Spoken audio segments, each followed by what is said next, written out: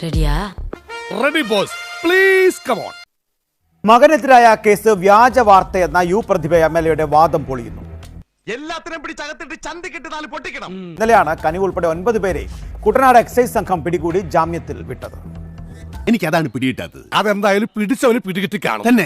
U പ്രതിഭ MLA മകൻ കനിവ് ഉൾപ്പെടെ 9 പേരെ ഇന്നലെ ഉച്ചയോടെയാണ് കഞ്ചാവുമായി കുട്ടനാട് എക്സൈസ് സംഘം പിടികൂടിയത്. വാർത്ത പുറത്തു വന്നതോടെ മാധ്യമങ്ങൾക്കെതിരെ രൂക്ഷ വിമർശനവുമായി യു പ്രതിഭ ഫേസ്ബുക്ക് ലൈവിൽ രംഗത്തെത്തി. കുടുംബം കലക്കാൻ ഒരുത്തൻ ശ്രമിക്കുമ്പോ നീ അതിന് കൂട്ടുനിൽക്കുക. അവൻ പൊട്ടന് വെളിവില്ലാതെ ഓരോന്ന് പറഞ്ഞതാ. കഞ്ചാവുമായിട്ട് എന്റെ മകനെ പിടിച്ചു എന്ന വാർത്തയാണ് വരുന്നത്.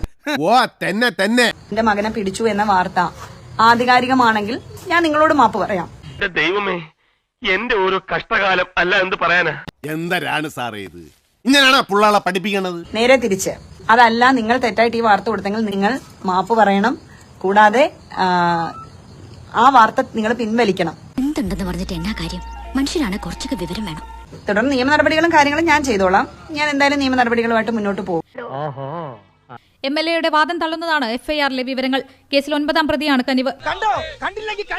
തള്ളെ പിന്നെ എന്തിനീ പുകലികൾ അത്രയും?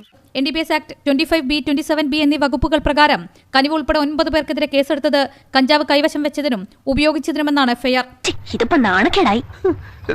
3 ഗ്രാം കഞ്ചാവ് കലർന്ന പുകയില മിശ്രിതം, പള്ളഭാഗത്ത് ദ്വാരമുള്ള പ്ലാസ്റ്റിക് കുപ്പി, പച്ച പപ്പായ തണ്ട് എന്നിവയാണ് സംഘത്തിൽ നിന്ന് പിടിച്ചെടുത്തതെന്നും FIR-ൽ പറയുന്നു.